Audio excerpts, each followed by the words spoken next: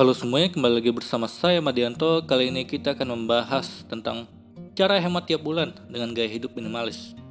Memiliki hidup yang seimbang pasti dambaan setiap orang.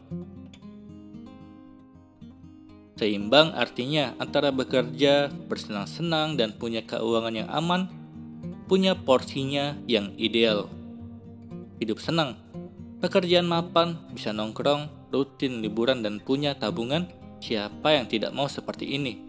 Rasanya impian sekali. Bahagia di masa kini, sudah mempersiapkan kemapanan untuk masa depan. Ini bisa jadi kenyataan dengan menyusun strategi keuangan dengan lebih matang. Bagaimana tips gaya hidup minimalis bisa membuat kamu tetap hemat setiap bulan? Membuat perencanaan keuangan yang matang, menjalani gaya hidup minimalis agar tidak boros dan tak perlu pengeluaran yang lebih besar untuk hal yang tidak dibutuhkan. Rencanakan keuangan.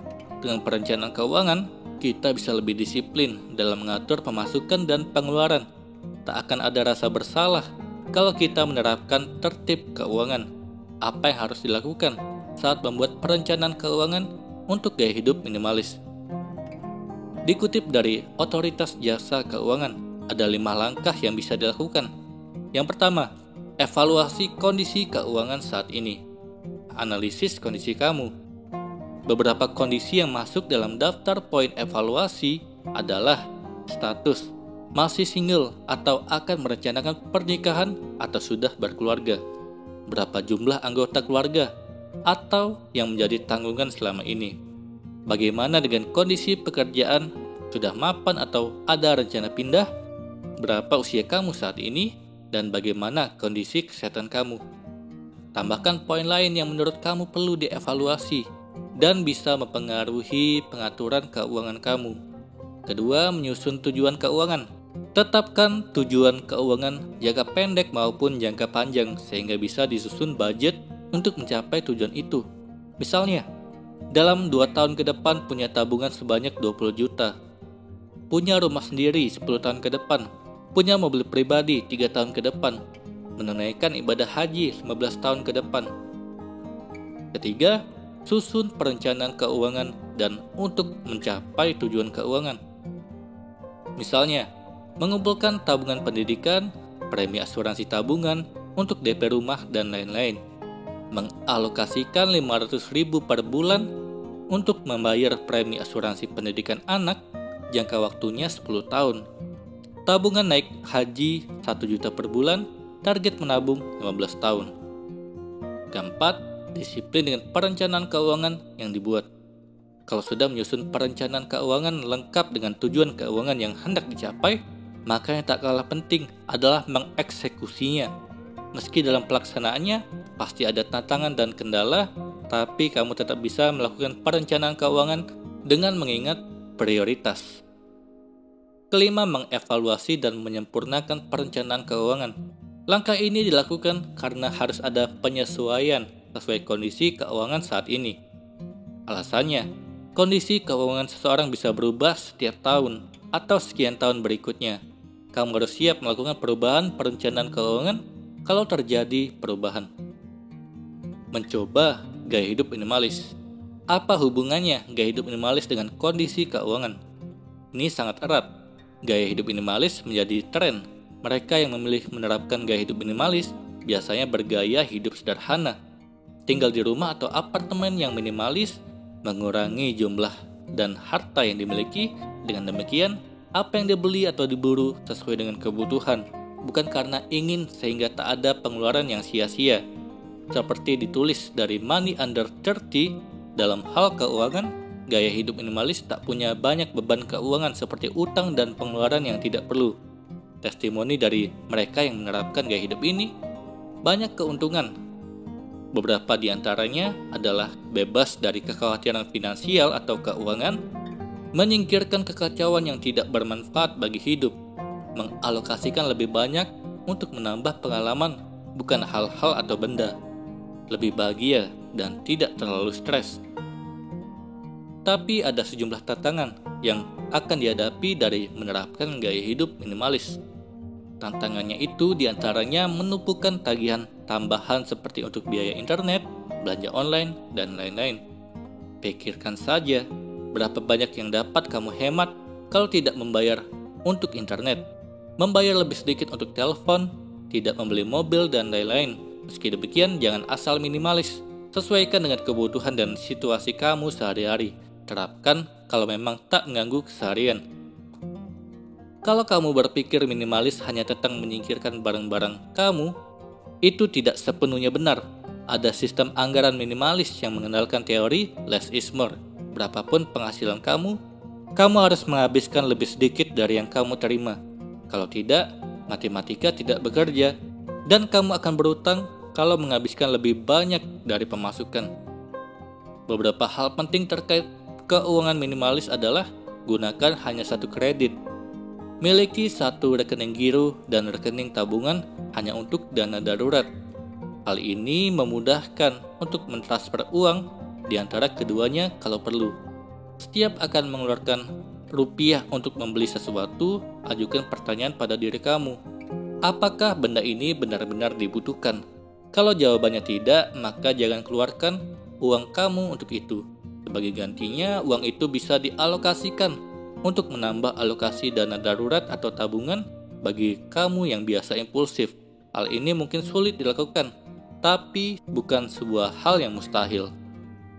Terus pantau juga pengeluaran. Pengelola situs The Minimalist dan penulis Joshua Fels Milburn dan Ryan Nicodemus mengatakan, dalam penganggaran, buatlah daftar penganggaran yang absolut. Misalnya, anggaran sewa rumah, anggaran asuransi, anggaran bensin, anggaran makanan, anggaran tabungan, anggaran pulsa, anggaran gaya hidup. Pengeluaran absolut setiap orang berbeda-beda. Dari daftar itu coba untuk memangkas yang menurut kamu bisa dihilangkan atau dikurangi alokasinya. Tetapi dengan menekankan dan juga mempertimbangkan kalau ingin mengurangi alokasi untuk premi asuransi atau tabungan. Kedua komponen pengeluaran ini dinilai penting sehingga sebaiknya dipertahankan. Bahkan kalau bisa kita tambah dari pemotongan alokasi anggaran yang lain. Kesimpulannya, jalankan dua kunci ini, jalani kehidupan yang seimbang dengan kondisi keuangan yang aman. Kunci keuangan yang seimbang yaitu keluarkan lebih sedikit dari yang kamu dapatkan. Hal ini untuk menjamin kesejahteraan. Dan juga keluarkan lebih sedikit dari yang kamu anggarkan untuk investasi dan tabungan pensiun. Hal ini terkait bagaimana kita mempersiapkan keuangan yang mapan saat tidak lagi produktif dan saat berada di masa depan. Dan kunci lainnya, jalankan hidup dengan bahagia. Semoga ini bermanfaat. Sekian dan terima kasih. Kali ini kita akan membahas tentang penyebab tabunganmu dari dulu segitu-segitu saja. Ada banyak manfaat dari menabung. Yang paling penting untuk dana darurat. Karena kita tak bisa memprediksi apa yang terjadi di masa depan. Sakit, terkena PHK, kondisi bisnis merosot dan sebagainya. Bisa membuat kondisi keuangan berantakan kalau tak ada dana cadangan. Bagi kamu yang selama ini jumlah tabungannya belum juga mengalami perkembangan, mungkin bisa disebabkan beberapa alasan ini. Yang pertama, tak membuat anggaran. Salah satu alasan utama kenapa ada banyak orang yang tak bisa menambah tabungannya karena tak ada perencanaan keuangan yang jelas. Berapa alokasinya yang seharusnya untuk kebutuhan hidup sehari-hari, berapa untuk rekreasi dan lain-lain. Akibatnya gaji yang seharusnya bisa ditabung habis begitu saja. Kedua, mudah tergoda belanja. Penyebab lain jumlah tabungan stagnan karena gampang sekali tergoda belanja. Lihat diskon besar-besaran, langsung ingin membeli. Padahal kalau mau jujur, apa yang kamu beli itu tidak kamu butuhkan. Akhirnya, uang yang disetor untuk tabungan ditarik lagi. Ketiga, terlalu memanjakan diri. Self-reward memang penting. Setelah hampir tiap hari bekerja keras, perlu juga untuk memanjakan diri, dan itu tidak dilarang. Hanya saja jangan berlebihan. Maka dari itu, perlu sekali dibuat anggaran keuangan supaya ketahuan berapa banyak kuota self-reward kamu, sehingga senang-senang jalan, tabungan juga bertambah. Keempat, tidak memisahkan rekening. Sebaiknya pisahkan antara rekening khusus tabungan dan rekening untuk kebutuhan sehari-hari. Sektor untuk tabungan di awal gajian, jangan menunggu sisa pemakaian bulanan. Dan kalau sudah di-store, Jangan ditarik-tarik lagi. Kelima, sudah digunakan tapi tak diganti. Kebutuhan tak terduga memang tak bisa diprediksi. Supaya tabungan dan dana daruratmu tetap sesuai dengan jumlah yang kamu targetkan, sebaiknya setiap kali sudah terpakai, coba usaha diganti kembali. Dari kejadian pandemi saat ini, kita belajar bahwa tabungan itu sangatlah penting, karena tak ada yang menduga pandemi bisa terjadi begitu lama dan mempengaruhi berbagai faktor, sehingga banyak yang terkena PHK. Dengan adanya tabungan dan dana darurat, setidaknya kondisi keuangan tak berbahaya untuk keluarga.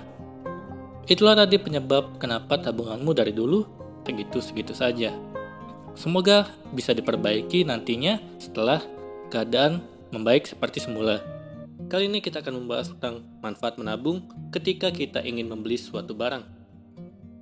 Sejak kecil, baik di sekolah maupun di rumah, kita selalu diajarkan untuk menabung. Selain membiasakan diri untuk berhemat, menyisihkan sebagian uang yang dimiliki ternyata banyak manfaatnya, apalagi ketika kamu sudah tumbuh dewasa dan punya penghasilan sendiri. Rutinitas menabung sewaktu kecil dulu jangan sampai ditinggalkan. Seperti ketika kamu sedang menginginkan suatu barang, tapi sayang uang di dompet jauh dari kata cukup. Kalau kamu bisa mulai menabung dulu, memang barang yang diinginkan tidak bisa langsung dibeli, tapi setidaknya kamu tidak perlu pinjam kanan kiri. Berikut beberapa manfaat yang kamu dapatkan ketika berusaha menabung dulu sebelum membeli suatu barang. Apa saja manfaatnya? Yang pertama, otomatis kamu akan terbebas dari utang piutang. Manfaat yang pertama jelas sekali. Dengan menabung, kamu tidak perlu ambil jalan pintas untuk berhutang. Ditambah lagi, barang yang dimaksud tidak digunakan untuk keperluan bisnis yang menghasilkan laba. Misalnya, kamu ingin membeli sepatu baru, tapi uangnya kurang. Daripada maksa minjam ke teman, lebih baik sisihkan sedikit penghasilanmu untuk ditabung. Setidaknya walaupun lama, tapi kamu tidak perlu memikirkan bayar utang segala. Kedua, melatih diri untuk lebih sabar demi mendapatkan yang diinginkan. Tentu ada pengorbanan. Menabung itu juga melatih kesabaran, apalagi semakin mahal barang yang mau dibeli, maka kamu juga butuh waktu lebih lama untuk mengumpulkan dananya. Rasanya akan gregetan sekali. Pasti ada rasa ingin menghitung seberapa banyak isi tabungan kita. Mungkin saja sudah terkumpul banyak dan bisa segera dibelanjakan. Inilah seninya menabung. Kamu harus sabar menunggu sembari tetap konsisten menyisihkan sebagian penghasilanmu.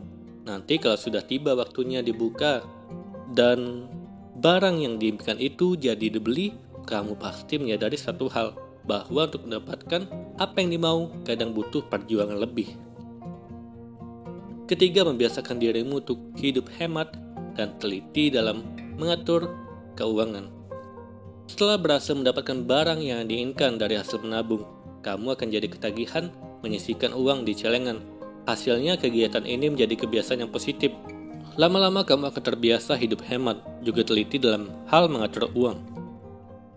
Ketimbang menghabiskan uang untuk membeli makanan enak secara berlebihan, lebih baik sebagian penghasilan ditabung saja.